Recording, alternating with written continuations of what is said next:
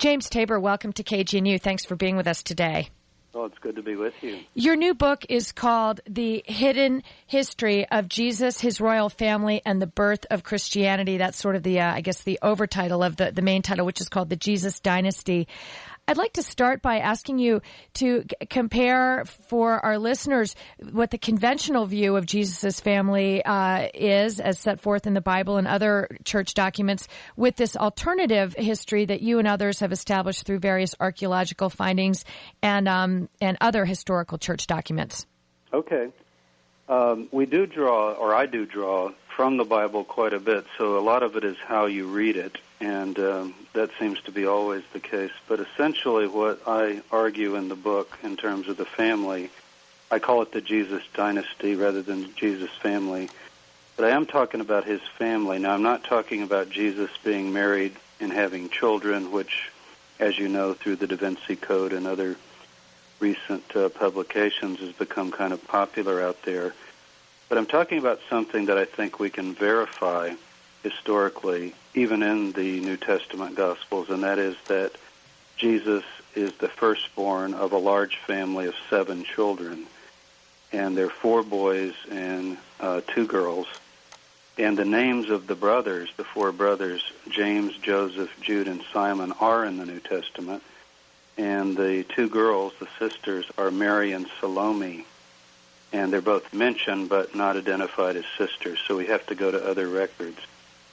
And what I do with that, really 2 things. One is to come at Mary in a different way. The reason I think this notion of the Jesus family was essentially lost was because over the centuries after the time of Jesus, there developed this notion of Mary as a spiritual person who is finally called a perpetual virgin. And you're referring to Jesus' mother, Mary, not his sister. Right, not the sister.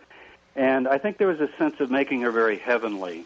And even in Catholic tradition, finally she's even taken up into heaven. Right, the Assumption of Mary. Exactly. Now, that was pretty late. That's all the way to like the 1870s. But even through the Middle Ages, people were beginning to talk about that. And I think it had to do with the sense, in my view, as a historian, a misplaced sense of holiness, that to really be holy, it was partly kind of a Greek idea. You should be asexual or non-sexual and very spiritual, and finally even removed from the world.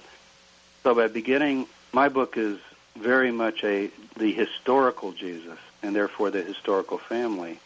Well, but isn't this notion of Mary as being something other than a typical Jewish woman of the time related to the conception of Jesus, that it was a virgin birth? I think it starts there. Yeah. But with Protestants, if you think about it, it's kind of a Catholic Protestant thing, because Protestants later were more biblical literalists, and when it says Jesus had these 4 brothers, they said, oh, yeah, okay, Mary, Joseph, and other children were born, and so they could picture Mary as a sexual woman or a mother. Having other children besides other children. Jesus. So what I try to do is to make her, or to present her as I think she was, a Jewish mother of 7.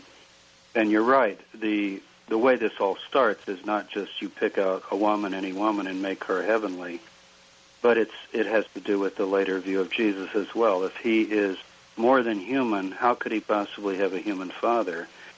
And so the notion of the so-called virgin birth, it's probably better called the virgin conception, but we're pretty well stuck with virgin birth. Simple idea that Mary had never been with a man, but nonetheless becomes pregnant, and therefore Jesus has no human father. That leads to the rest. It's kind of a step-by-step. Well, then she can't have other children, and she can't, even if she's married, it's a kind of spiritual marriage with no physical contact. And finally, it even gets to Joseph, that he also, became a kind of a spiritual being. And that takes 200 or 300 years. So my book is really trying to take you back to the 1st century, what we think it might have been like in its time. And in that sense, it's disturbing, I think, for those who are thinking of Jesus and Mary in the more theological way. That is, you're going to come out with different results. Let's put it that way. Absolutely. If Jesus had brothers and sisters and these were children born of Mary, it is a earth-shaking revelation. Yeah, now, Protestants could still say, well, he's born of a virgin, but the rest are born of a sexual union. And Catholics would say, no, these weren't even brothers, these are cousins. Or there was one view in the Eastern Church that these were previous children of Joseph of a previous marriage. So there was this attempt to remove them. But when you read I give all of this in the book, the actual text, they're presented in such a by-the-way fashion. You know, Jesus and his mother and his brothers moved here, did this, did that. And then later when Jesus dies, his brother James takes over, and everybody's heard of Peter and Paul. They kind of become the best-known apostles. But James has been forgotten. And this is not the James that's the fisherman, you know, Peter, Andrew, James, and John. Right. This is another James, and he is actually the brother of Jesus. And this is clear in the New Testament. And he becomes a kind of successor of Jesus. So that's why I chose the word dynasty. Now, I don't think dynasty would be appropriate. This gets all the way back to your first question. If you just had a brother kind of taking over in solidarity with, you know, fallen brother. But we've got one more factor to throw in that's so important, and that is Jesus is of the royal lineage of King David. Right. And it is the case, we can document this, that the Romans and Herod, which was the native ruling puppet regime of the Romans that they put in power, they're aware of this, and they're not arresting anyone that's of this lineage, but if anyone of this lineage begins to pop their head up and assert themselves, it can become very dangerous. We've got stories of later Roman emperors arresting relatives, like the grandsons of Jesus' brother Jude are arrested by the Emperor Hadrian, which is an amazing thing, because that would take you all the way down to the 2nd century. Right. And so for James to succeed Jesus, it's not just a brother, but it's actually the bloodline, you see, in succession. And just to bring some the archaeological piece of this into the story, because this is something that you've been involved with very, very deeply. In fact, I want to mention that you're in Jerusalem right now. I don't know if you're excavating or if that's the purpose of your trip right now, but you assert with complete certainty and a deadpan tone that this man, James, who succeeded Jesus in carrying on the message that Jesus preached during his brief life here on earth, is the brother of Jesus. You have established that through archaeological findings, through DNA findings, or a combination? DNA is still out, but I'll tell you what has been found. In the year 2001 and 2002, there surfaced on the antiquities market a ossuary. An ossuary is a limestone, I guess you could call it a bone box, and it's part of Jewish burial rituals. You would lay the body out on a slab for a year in a cave, a rock-hewn tomb, and cover it with a shroud. And when the body had decayed, the bones were gathered and put in kind of a little chest. It's the size of a femur bone because you're putting the bones together disassembled. And this ossuary surfaced, and it was typical to write on the side who the deceased was. And in this case, we get something very interesting. It says, this particular one I'm talking about, says James, son of Joseph, brother of Jesus. And even though these are names that others might have, you know, I wouldn't say they're very common, but they're somewhat common. That is, other people could be named James, even in the New Testament, and other people could even be named Jesus. To have James, son of Joseph, brother of Jesus, statistically, most of us that have, you know, sort of run the stats on it are convinced that this is, in fact, the bone box of Jesus' brother. But what really becomes interesting is to ask where it came from, because when these things surface on the antiquities market, they're from tombs that have been recently robbed. I was going to say, this is not a Sotheby's or a Christie's auction that you're talking about here. It's absolutely illegal to own these things. First of all, the Orthodox Jews right here in Israel, where I am speaking, would protest like crazy if you ever open a Jewish tomb. It's done at night. It's very strict penalties for doing it, but it still occasionally happens. And so two of the things I do in the book, and I haven't finished this, in fact, that's part of the reason I'm over here this week, is to do further work on these things. But I try to tell the reader in the book what we know about the possible provenance or origin of that ossuary, because if we can trace the ossuary back to a tomb that's been robbed or opened somewhat recently, we would have the Jesus family tomb. So the question then becomes, what other individuals were buried in that tomb? And are you familiar with I sort of leave you hanging, Liz, as you know, because at the end of that first introduction, I say, well, we just don't know for sure. But I think you also say that you've made a request to the Israel Antiquities Authority to carry out DNA tests, and that has been flatly, that request has been denied, right? The reason it's been, well, I'm not sure all the reasons, but the reason we were given is, see, when this thing surfaced, it was just so explosive. I think some of your listeners will remember it was front page. Every paper in the world, front page in the New York Times, always gets it going. AP story, everywhere. James, son of Joseph, brother Jesus, bone box found. Then, about 6 months later, the Israelis did a study of it and said part of it is a forgery, that brother of Jesus has been added. So if that's the case, we got James, son of Joseph, which is interesting, but without brother of Jesus, it's more likely you could just say, okay, it's interesting, but how would you possibly show that it's our James? Now, recently, even though the press hasn't kept up with this too much, and a lot of your listeners might think, oh, I heard that thing was a forgery, we've got some new studies out. You can do a web search and find them. A professor in Germany named Krombein has done this, and it's been in the Jerusalem Post even this week. And he has concluded absolutely that phrase, brother of Jesus, is authentic, which I've thought all along, and a lot of us have thought. So we're sort of back to square one. But, yes, I did ask for, in an ossuary, even though the bones are buried by Jewish law, there's quite a few fragments left, and even fluids of the body. In the box. In the box. Right. And so it can be tested. What we've been told is, look, this is a subject of a forgery criminal case, therefore it's evidence, therefore we're not releasing it. But well, that's really frustrating, because that really is the answer, perhaps, one way or the other. It is, because, we could say, now, the way we've approached it is less sensational than it could sound. There are two tomb possibilities that I highlight in the book. And we simply said, in order to, one of the tombs my university has jurisdiction over reporting on and excavating, and it was robbed in the year 2000. And we found it by chance, just hiking that night, my students and Shimon Gibson, who's an archaeologist. So we have the right to publish it. So really what we said is, look, we think there's a missing piece of material evidence from our tomb, and we can't publish till we find out if there's this missing thing. So we didn't say in it, oh, we want to prove that this is James, Jesus' brother. We just said, there is an ossuary missing from our tomb.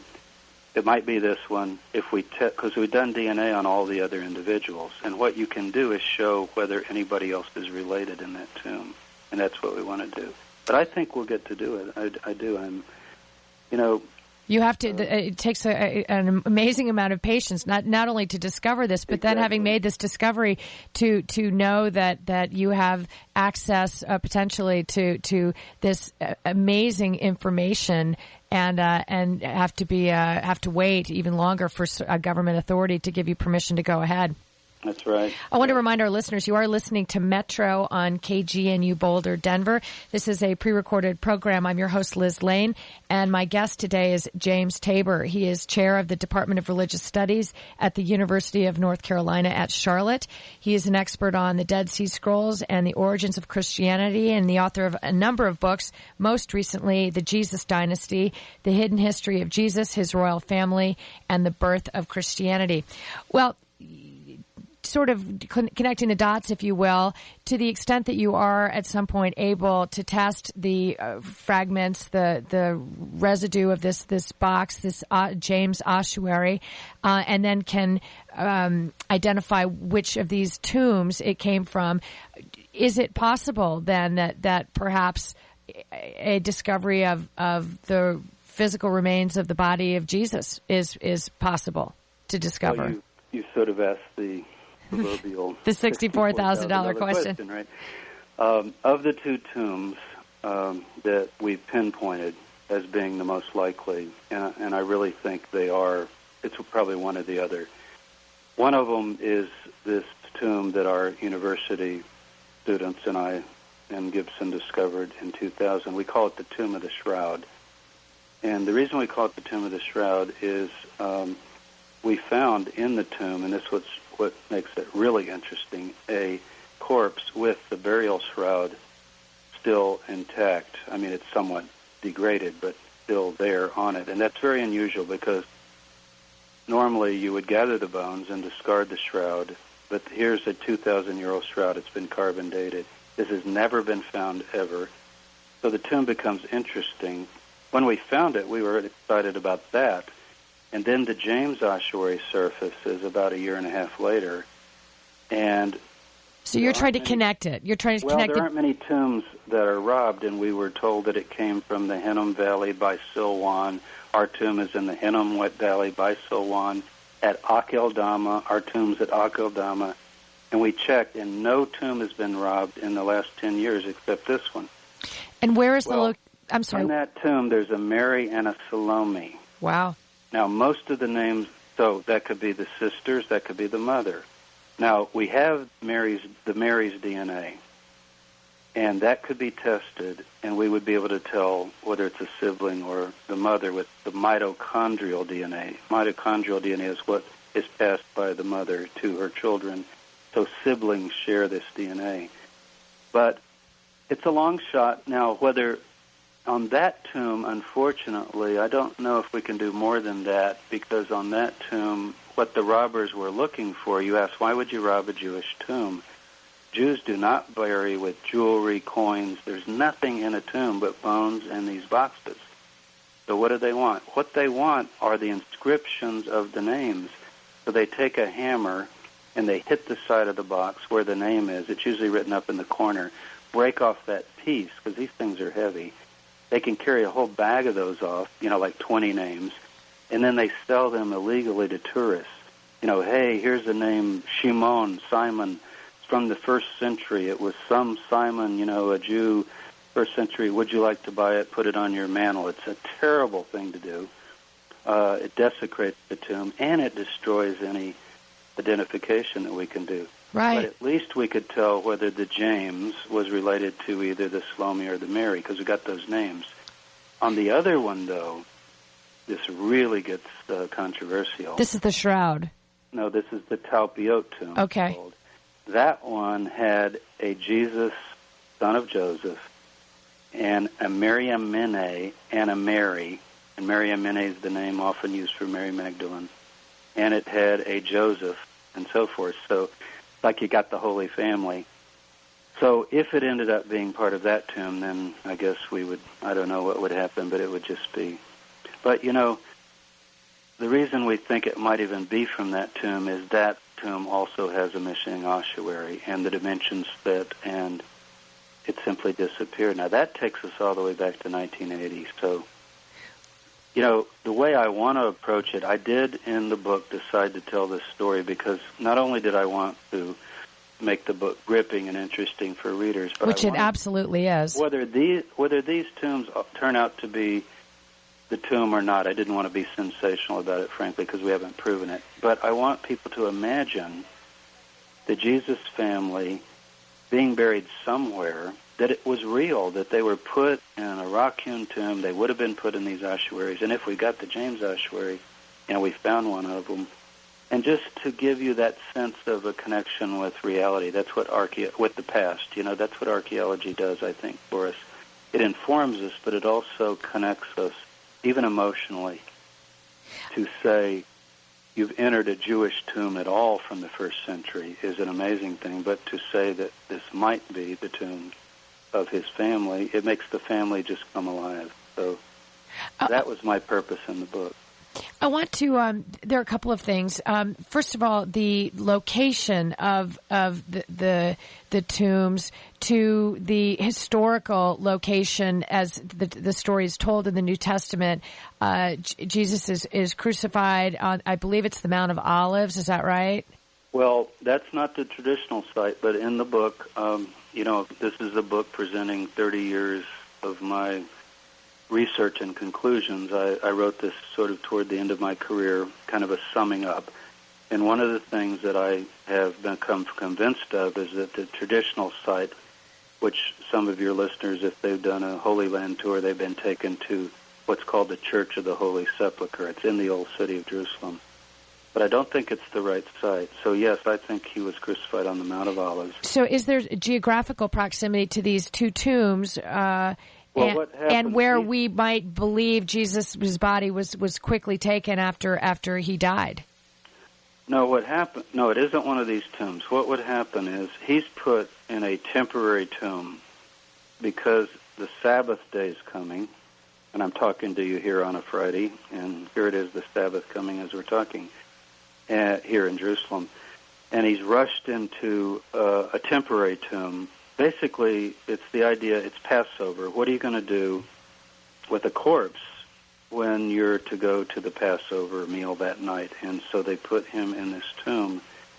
And so wherever he's finally put, if he's put anywhere, would have been a family tomb in the vicinity, but not that initial tomb. So we're really talking about two tombs. And the family later would be gathered in that tomb one by one as they died. You know, the different brothers and sisters, the mothers, sure, and so forth. So what I'm proposing about the James ossuary is not that it's the initial tomb where Jesus was hastily put and temporarily put. Now, again, this kind of conflicts, obviously, with a theological view of Jesus that would say, well, wait a minute, he was raised from the dead, so he doesn't have a final tomb. Exactly. So, well, the entrance point and exit, it's interesting. How did he get here and how did he leave? Those are the two theological points. And I really, in the book, say, look, I'm a historian. I can't talk about how people flew off to heaven or how they were miraculously conceived. People believe that.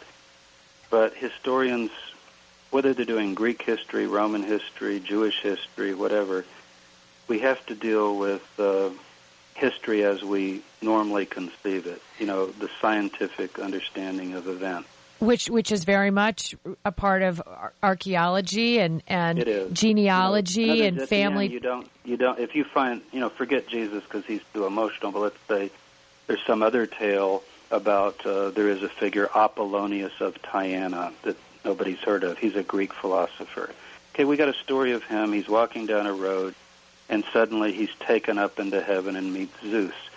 Now, a historian will relate that story because it was told. But no historian's going to go around saying, oh, I think the tomb of Apollonius is probably empty because, he went to heaven. Right. So it's just a different approach. And I have students. I mean, you're in Boulder. I'm in Charlotte, okay?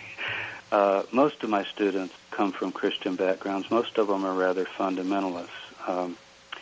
And yet I've taught there now since 1989. Most of your religious studies students are fundamentalist Christians? Well, they come from those backgrounds because of the Southern culture. Right, so not really traditional Catholics or Protestants, but born-again Christians. Yeah, they tend to have been taught, not all of them, I'm going to say it. I'm surprised you have any students in your classes. Well, what happens is I tell them, look, let's separate. You don't want me to come in, do you? I joke with them. Do you want me to come into class the first day and say, in the name of the blessed Lord Jesus, our Savior, let's open the Holy Bible and study His Word? I said, you wouldn't want that. And you wouldn't want to take a course in Islam where the professor came in and said, in the name of the Holy Prophet Muhammad, let's open the Quran. That's not what we're doing. This is college. And what we do in college, all texts are equal. The Bible is useful because it provides historical data and so forth. Once they adjust to that, they're okay. And what they have to do then is form their own notions of faith, in terms of what they're going to finally believe. If somebody wants to believe Jesus was raised from the dead, that's another thing. But I can't deal with it in the class, and it would be inappropriate for me I'm at a state university. to say, oh, by the way, actually what happened to the body, it went to heaven. Now we can talk about people believe that because that would be part of the data. So the book is what I do in class, and I wrote it in a popular way accessible to the non-specialist because I felt like you have a choice in our society. You can read the cheap pop books that really aren't very reliable. I'm not going to name any, but they're out there by the hundreds. The latest sensational, crazy, whatever. Or you can read these very dense academic tomes that people usually can't get through. And what I wanted to do is to bring to the public what you would get in a normal college, university course on Jesus. What do we know about Jesus? How do we know it historically? Well, and they're really, just sort of to wrap up this archaeological piece of it and the family tree, because I do want to move on, because in addition to providing some amazing information about the discoveries that you've been involved with and the conclusions that you may or may not be able to draw because of these discoveries of these tombs and the contents of these tombs, the whole idea that Jesus had siblings is sufficient enough to really rock a lot of people's traditional understanding of Jesus.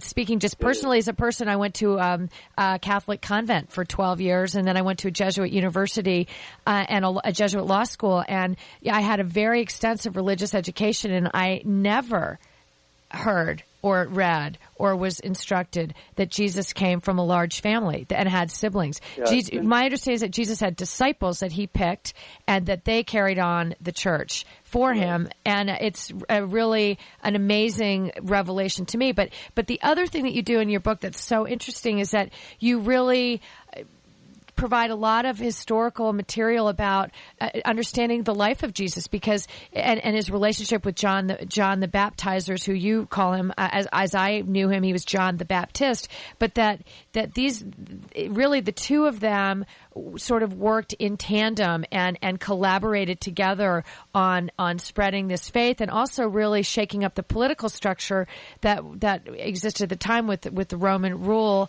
And of course, most of us just understand that John baptized Jesus in the Jordan River, and then John was beheaded, and he had a very marginal role, and yet you provide this huge role for John, but also you relate it back to why it's consistent with Jewish the Jewish history and the understanding that there would be two messiahs, and really John and Jesus really fulfill that mission. Yeah, I didn't. You never know what'll be controversial when you get into this. I think it's all really controversial. One of the biggest things people have said is, "Oh, Tabor says there are two messiahs," and I was sort of ho-hum about that because of the Dead Sea Scrolls and all the work that we've done in Judaism in my field. But I forget that we haven't told the public this very, very effectively. You mentioned Catholic schools. I taught at Notre Dame. That was my first job out of the University of Chicago when I got my doctorate. And as you know, that's one of the bastions of Catholicism. Absolutely. But I taught straight history. There was no problem. Catholic scholars at the higher levels, I'm not talking about, in parochial schools with little kids, but college level, they have to be a little more careful in how they phrase it all, but generally my Catholic friends and colleagues in my field approach things in similar ways that I do. But anyway, to John, you're exactly right. Most people remember him as this fiery guy. He baptizes Jesus. He gets arrested and gets beheaded. But we can recover within the New Testament. You've just got to read a bit more carefully that they're related. First of all, their mothers are related. They grow up together. So Jesus and John are cousins, and that's confirmed in the Bible, right? Yeah, well, It just says kin, so it could be as close as a cousin. But I'll tell you what makes me think it was very close. When Mary, the mother, becomes pregnant, this is in Luke, and I would really trust this tradition. It says that she left with haste. She's in the north, Galilee, to the hill country of Judea, which is right where I'm sitting now, outside of Jerusalem. And she went and visited her kinswoman, Elizabeth, who's the mother of John the Baptist. Now, picture this probably 14-year-old girl, pregnant. The village is wagging their tongues, and, here she is. betrothed to this other man, and she heads down to here, down to this area. Ein Kerem is actually the town, which is where I happen to be, because we're doing work on this right now at this John the Baptist cave we have. But she stays with her, and I think 6 months, as I recall. So there's got to be an incredible closeness with the families growing up. But later, as an adult, you're exactly right. John appears on the scene first, then Jesus. The reason they're called two Messiahs, and that kind of confuses people, is everybody knows the King Messiah, David. So Jesus is of the line of David, so they call him Messiah. But Messiah is also used for priest. And John the Baptist is a priest. He's not of that royal line of David. He's of Aaron, which is the priestly line. Messiah means anointed. They were anointed with oil. John is also a Messiah. He's a priestly Messiah. And what do we find? If you begin to look, even in the Old Testament, Zechariah the prophet says, there will be the king on his throne, and by his side will be his anointed one, a priest, two Messiahs. And we also get this in the Dead Sea Scrolls when they talk about the coming of the Messiah of David and the Messiah of Aaron. So when these two appear on the scene, we have to recover that context. See, we're looking back from 2,000 years where Jesus is the main thing. But if you go back and look the other way, John comes first, then Jesus. And for those two to appear together, it just electrified the population. And frankly, I think it put terror into the minds of Herod, who was in charge of Galilee, because he was a illegitimate ruler, basically. The Romans put him in, and people hated him, and he was really immoral and very cruel. And he really is only half Jewish. And suddenly you have these legitimate people, Jesus and John, from the royal family and from the priestly family, saying the kingdom is near, repent, believe the gospel, and it has these political overtones and repercussions that are just very threatening to them. So that's why John is arrested. And Jesus, when he hears John is arrested, he's preaching down south, down where I am now talking to you, in the south part of the country. And he, too, is baptizing. People have missed that. It's in the Gospel of John. That's a whole year before John is arrested. And he's down in this area, and he's getting thousands, hundreds, I don't know, it just says multitudes. And John is in the north, and then when John's arrested, Jesus goes underground. He kind of hides, goes into hiding. And then when you know the story where he chooses the fishermen and starts his work, that's a year and a half later. And so all the movies kind of conflate this together, and people think, oh, okay, he was baptized and he started preaching. And when you put it all together, it's got more of a drama to it and more of a realism in terms of what was going on. Well, and again, your book is wonderful because it personifies Jesus and his followers and the circle that he was with. They were close with John. They had joined forces. They had a common mission, and now John gets arrested and it changes everything, and they realize that their ability to carry on their work is very much threatened, and it humanizes all of it, because of course it would make sense, and we can relate to that. If you're working with subversive forces as viewed by the government and your partner is arrested, of course you're up next, and it humanizes all of it, and instead of this idea that and of course, ultimately, Jesus chooses to, as you really describe the story of him returning and coming into Jerusalem and being willing to say that he is the king and acknowledge his royal lineage, knowing exactly what that's going to trigger. He makes a very conscious choice there to sort of meet the forces that he's been trying to sort of battle with on the side head on. And so it's a very brave and noble and human story of struggle and courage. You know, it is, and I dedicate this book to Albert Schweitzer. That I'm sorry, I ask my students every year, do you remember Albert Schweitzer? And of course, they were only born 18 to 20 years ago, and they don't.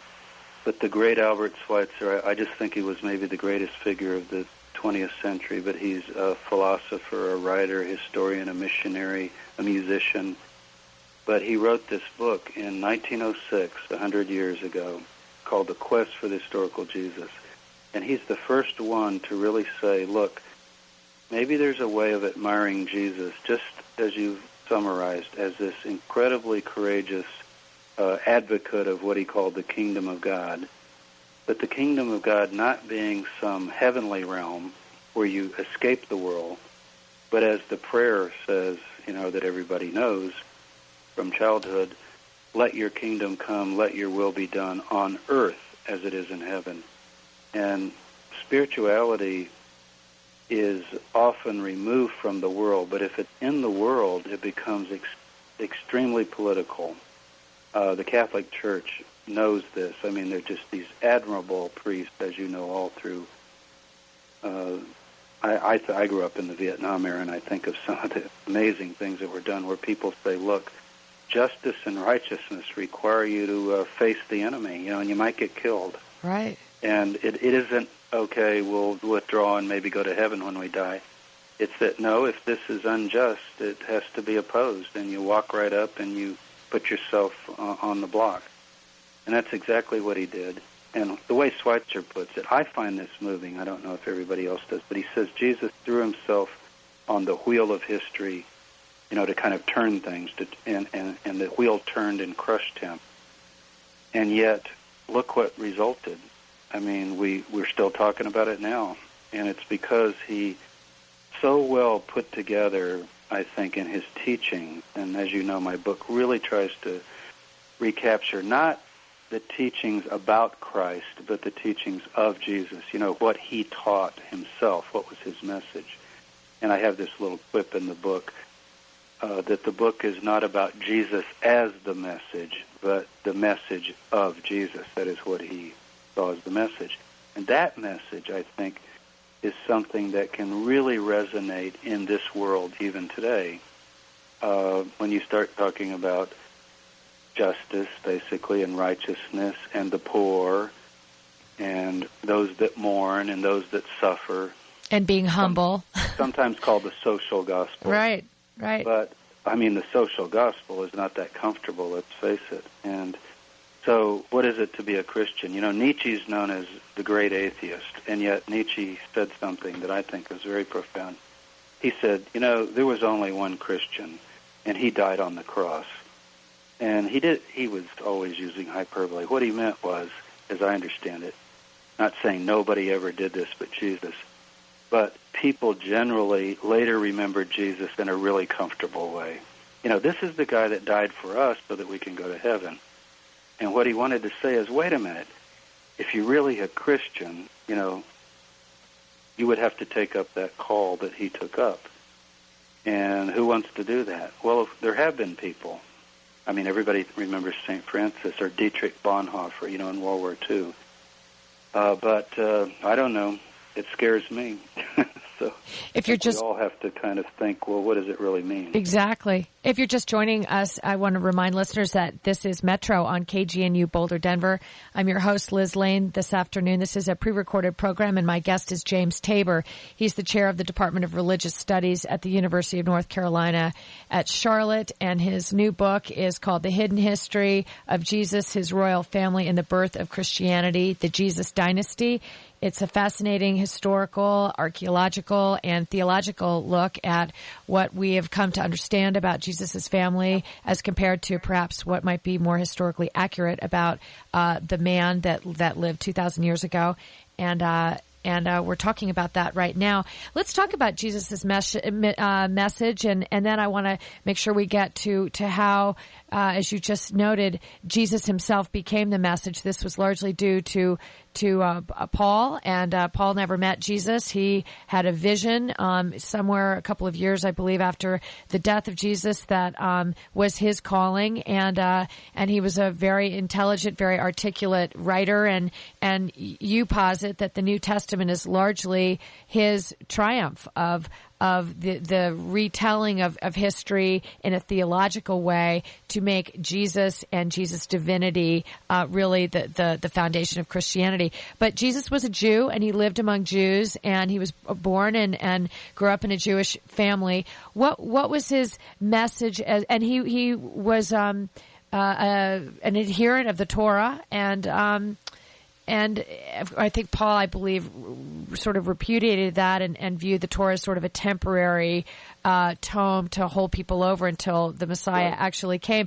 So what was the message of John the Baptizer and Jesus together, and how did it relate to that modern day at that time? And then James as well. And James as well, Judaism, right? Because, of course, James took up the church after Jesus died. It's essentially, it comes from the Torah, which is the law, so-called law of Moses. But really, Torah is a better word, because Torah is a nice word in Hebrew. It means teaching, the God's revelation in the Hebrew Bible, and the prophets. But a lot the prophets, Hosea, Amos, Jeremiah, Isaiah, because they began after terrible Jewish disasters in the 7th, 6th, and 5th century BC. When the people come back, this is when the Messiah ideas arise.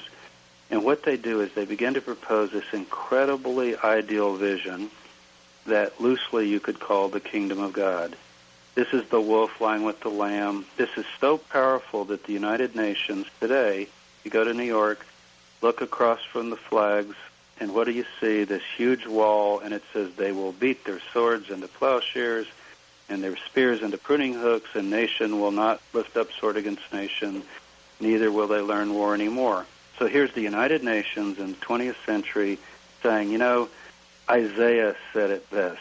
So Jesus and John and James, as Jews, they're not Jews only who are saying, okay, let's follow our Jewish religion in this cyclical way, and maybe the world will never change, but we'll be faithful to God. They're radical. They're apocalyptic. They think that the time for change has come. And so they picked up this vision that there'll be peace and justice and righteousness. It's going to fill the earth, and God is going to intervene and set up his righteous kingdom, the peaceable kingdom that we see in some of the Quaker paintings. Now, they took this literally. They weren't interested so much in the heavenly world. I certainly believed in it. But essentially it had to do with, again, the prayer. Let your kingdom come, let your will be done on earth as it is in heaven. So Jesus, John, and James, and the others associated with this, they preached that message. And they didn't preach Jesus as the message, but they preached the message. And Jesus also preached it. Paul comes along, as you summarized very well, and he really says, look, we don't know Jesus after the flesh. He says that. For Paul, two things are important. Jesus was God sent in the flesh. He died for our sins. He's been raised from the dead, and he will come to take away his saints at the end of time to be with him forever in the clouds in heaven. And that becomes Christianity. And you think, well, wait a minute. In between that, was there something else? And that's essentially what my book is about. I would call it a kind of a lost Christianity. It's the forgotten Christianity. Now, whenever more liberal churches say, maybe it's not just the death of Jesus and spiritual salvation we're about. Maybe we're supposed to help the poor and run hospitals and fight injustice. So it's not as though this is completely lost. Thank God, it's still there. But whenever people take up that vision, they're remembering a kind of Hebrew vision. It's what Jews call tikkun ha'olam. It means to fix the world. So if you go to Al Gore's film, Inconvenient Truth, and you say, okay, what does this have to do with religion? The view of the Hebrew view or the Judaic view or I think the view of Jesus, John, and James, although they're not in the 20th century and talking about global warming, would be it has everything to do with religion, because religion is being good caretakers of the planet, So it's just an amazing kind of thing to think, well, that's religion then.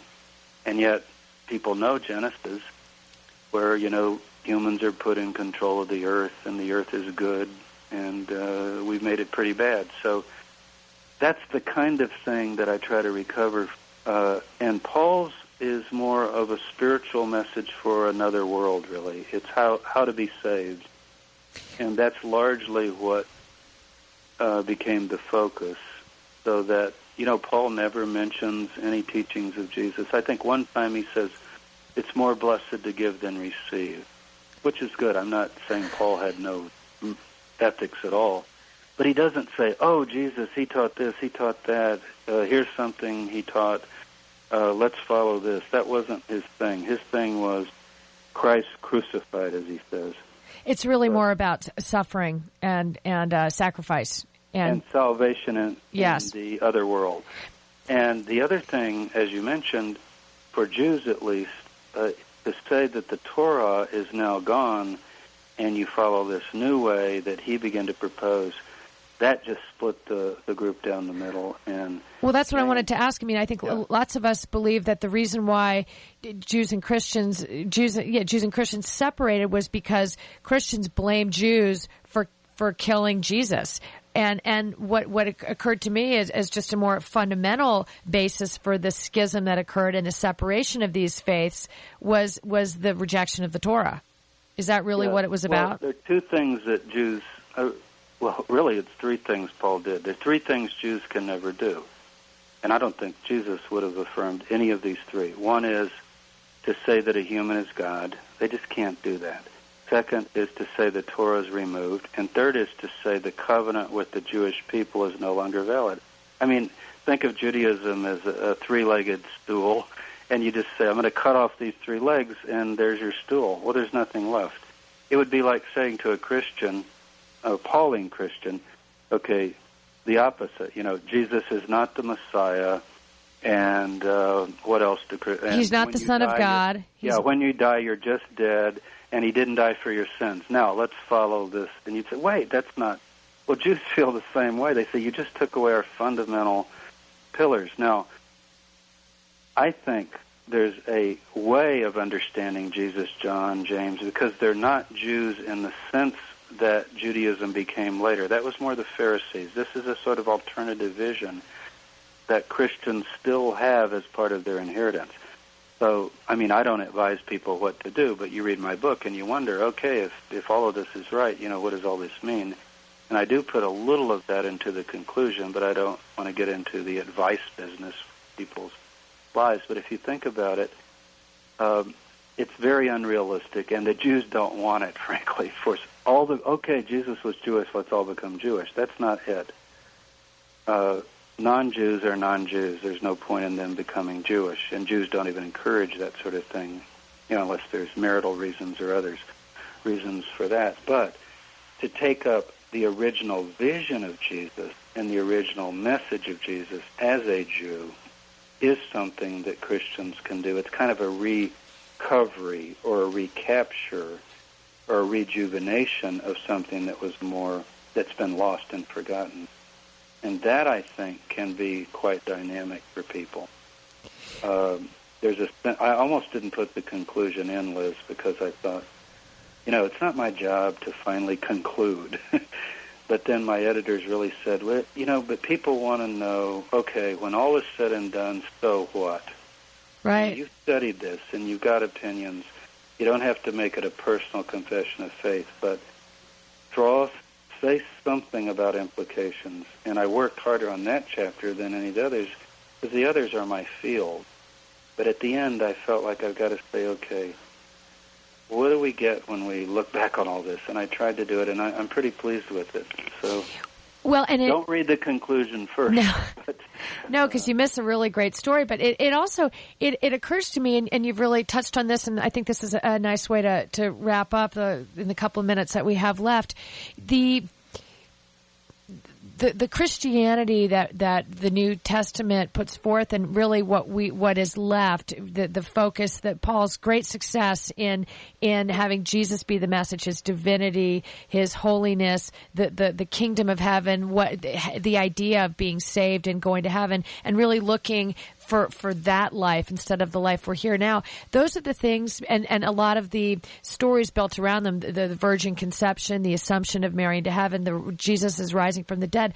Those events, or those, and I'll just put events in quotes there, those alienate so many people of reason, or so many scholars, or people, modern people who scoff at that idea. Those ideas, which Christianity and the church have held on to so much and have passed on as the basis of our faith, the legs of our stool, if you will, those have been alienating aspects of faith and have turned people away. Oh, I can't possibly believe that, so I'm just going to throw it all out. Right. When in fact, the message of Jesus and of John and of James and the life they lived and the idea of justice, so many of those same people that turn away from the spiritual piece of it, the heavenly piece of it, the otherworldliness, can relate so well to those other concepts of and the values and the righteousness of all those things. And it seems that perhaps the church would be better served to not fight so hard to keep this other story going.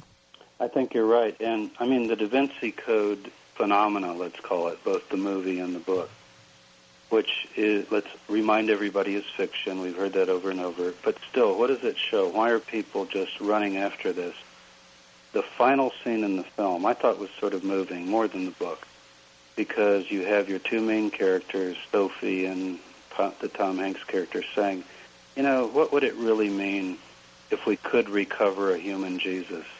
And then, she walks away and she puts her foot in the water like she's going to walk on water, and then sort of laughs and goes, oh, not yet, because that would sort of be the heavenly thing. But what would it mean to have Jesus in this world? And I guess you could say to re-spiritualize the world and make the world a place of God's presence or whatever.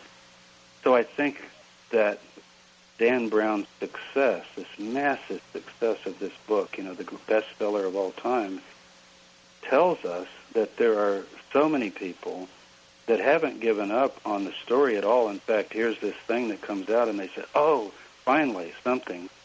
But it's fiction. And I think the case that I give isn't fiction. Some of my critics might say it's fiction, but it is in the nonfiction category. On the Times list and so forth. And it does, as you say, give people an inspirational alternative. And what I think a secular person can read this tale and come away with a new admiration for Jesus, as he was, and a more Christian-oriented person can maybe begin to rethink faith in the light of some of these categories. So, and I even address at the end Muslims, because they do have Jesus in their tradition, but it is a more human Jesus. Well, and just thinking about it, you mentioned Al Gore's film and the message of that, and relating the idea of stewardship of the planet, taking care of the planet, and then, of course, you can move that closer in, taking care of your family, taking care of the poor, taking care of others. I think one of the most profound ideas of Christianity is that we should all look in the face of every person we see and see the reflection of God in that person, and to treat them accordingly, because that makes us all the same. Exactly. But Jesus' message really, and John too, they were just very radical trailblazers, and they wanted to, as you say, they wanted to usher in a better world for the Jewish people and for all people right now. Right, as people live their lives every day, and I think for people who are frustrated about the way the world is going now, and feel that they don't have a lot of power, and that the political structure in this country is all messed up, you can look at Jesus and John, and you might not want to do what they did, but you have a whole different perspective for really what their lives were all about. It was a mission, and it was a message, and they made it their priority. Yeah, people, somebody's troubled and upset and in a crisis, how you hear, well, the Gideon Bible, turn to the Bible and you'll find hope. And the way they think of it is hope beyond this world. You're going to escape, you're going to get some spiritual solace. And yet, when you open the Bible, it's really not so much about that. Much of it is about this earth and this world and the kingdom of God here. So rather than taking you away, it really turns your head back toward what's going on to try to work it out and figure it out. Well, it's a great book, and I just want to close by thanking you, James Tabor, very much for your time here today, for connecting with us from Jerusalem. The book is called The Jesus Dynasty, The Hidden History of Jesus, His Royal Family, and the Birth of Christianity. James Tabor is chair of the Department of Religious Studies at the University of North Carolina in Charlotte, and the book is published by Simon & Schuster. Thank you very, very much, Dr. Tabor. I enjoyed it a lot. It was a pleasure. Thanks. Appreciate it. Bye-bye. Bye-bye.